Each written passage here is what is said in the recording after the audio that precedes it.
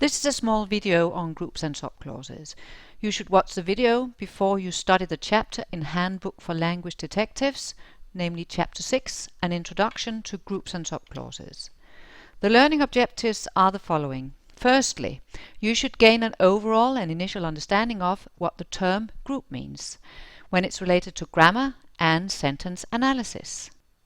Furthermore, you should gain an overall and initial understanding of why we use subclauses and what subclauses may consist of according to function and material.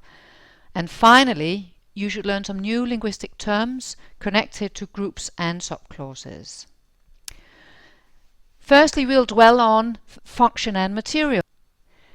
Sentence constituents will behave or function the same way, meaning a subject will always function as a subject in a sentence, but the actor or the material that makes up this subject could be different things.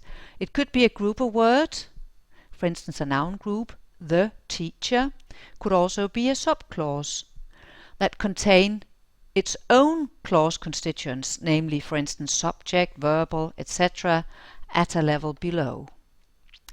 In an analysis, it is practical to show clearly what is the role or function, what we also call the constituent, and what is the actor, and what we also call the material. If we have this sentence here, the teacher is kind, we'll see that the is would be the verb, the verbal, the teacher would be the subject, and kind would be the subject complement. The subject, the material of the subject, is a noun group. Since the most important word in the subject is a noun, the verbal, even though it's only one word, it's still called a verb group. The subject complement, the material that makes up the subject complement, will be an adjective group.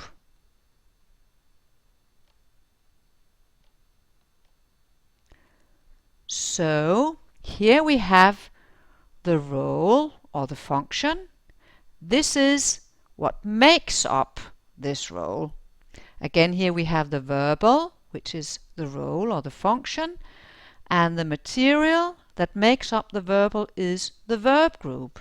Finally, we have the subject complement, and the material that makes up this subject complement is an adjective. So you can see sentence constituents often consist of a groups of words that are clustered around a central obligatory head, the head which we call H, and groups are named after the word class of the head in the teacher. Teacher would be the head or the most important word, meaning that since teacher is a noun, the teacher would be a noun group. The head is always the most important word in a group of words. Then we have simple and complex group. A simple group is a group that only consists of just one word, namely the head. And a complex group is a group of words that consist of more than the head. Complex group can consist of many different words according to what kind of word group it is. Here we have a whole sentence. The naughty black cat that I got last year is sleeping under the table. Here we have the subject, the function, and the function is made up by the material, which in this case is a noun group. Here we have the verbal, the function in the sentence is verbal, and the material that makes up the verbal is a verb group. In this case, it's a complex group since it consists of two words, a head and an auxiliary verb. Finally, we have the circumstantial. A circumstantial tells us something about the circumstances. The cat is sleeping under the table, which is a circumstantial. It tells us something about the place where the cat is sleeping. This circumstantial is the function that it functions as circumstantial in the sentence, and the material that makes up the circumstantial is a prepositional group. Now we're going to deal with the individual group. Noun groups always consist of a head, and the head can be nouns, proper nouns like names or names of places, and could also be pronouns like he, she, etc. A noun group can have pre-modifiers. They give additional information about the head, and they are always placed before the head. Pre means before. A noun group can also have post-modifiers that gives additional information about the head but are placed after the head, since post means after. Finally, noun groups can have determiners, and they help us determine the reference of the noun group. Determiners are often articles, pronouns, or numbers. Some noun groups can be very long with many pre-modifiers and quite a few post-modifiers as well.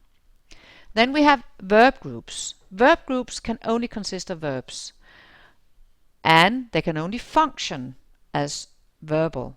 The structure is always pre-modifier and then the head. There cannot be post-modifiers in a verb group. The last verb in a verb group is always the head, and the head would always be the main verb, which we refer to as MV. The pre-modifiers can only consist of auxiliary verbs, and there can only be up to 4 pre-modifiers in a verb group. Then we have the adjective group and the adverb group. And if we look at the first one, the boy is so handsome that I could cry. Handsome is an adjective, therefore it's an adjective group, since handsome is the most important word, and it's also the head. We have a pre-modifier in front of handsome. He's not just handsome, he's so handsome. We also have a post-modifier, that I could cry. Then we have the adverb group. The handsome boy plays football much better than others. Better is the adverb, and the pre-modifier is much, and the post-modifier is than others. And the reason why it's an adverb is because it says something about how the boy plays football, meaning it says something about the action. And that's why it's an adverb. It's connected to the verb. Then we have a prepositional group. Prepositional groups act a bit differently. They consist of 2 obligatory elements, a preposition and a prepositional complement. The prepositional complement often consists of a noun group or, in some cases, a subclause. Under the table, as we just saw before, under is a preposition, the table is the prepositional complement. It functions as a prepositional complement, and the material that makes up this prepositional complement is a noun group, the table. Here we have an overview of the different groups. Firstly, we have noun groups. A head can consist of nouns, proper nouns, pronouns, and in rare cases also adjectives. It can have determiners, pre-modifiers, and post-modifiers. Typically, a noun group would function as a subject, direct object, indirect object, subject complement, object complement, a pre-modifier, or a prepositional complement. Then we have the material adjective group. The head of an adjective group would always be an adjective. An adjective group can have pre-modifiers and post-modifiers, and typical functions of an adjective group would be as subject complement, as pre-modifier or post-modifier. Then we have the adverb group as material. The head would always be an adverb. It can have pre-modifiers and post-modifiers, and an adverb group typically function as a circumstantial or a pre-modifier.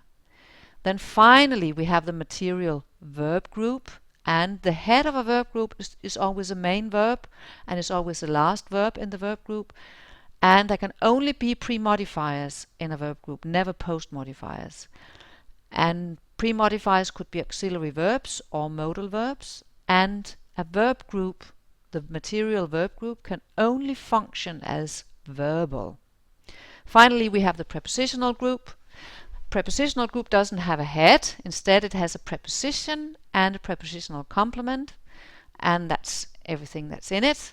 And it can function as a circumstantial, a post modifier, or an indirect object. This is just an example of how you can have embedded groups in a sentence.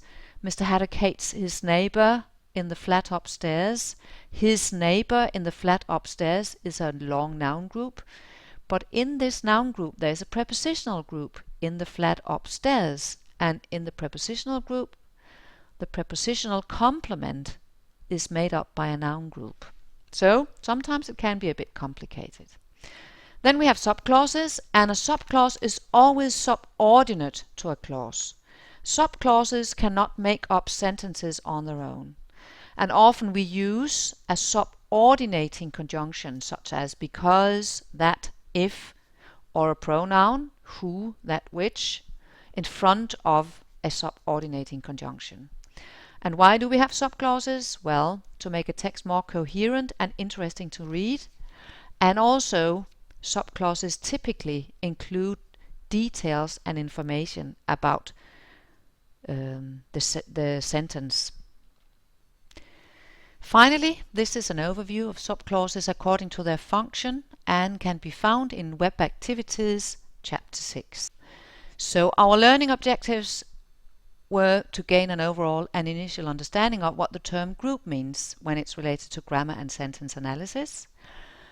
Also, to gain an overall and initial understanding of why we use subclauses and what subclauses may consist of according to function and material. And finally, it was to learn new linguistic terms connected to groups and subclauses.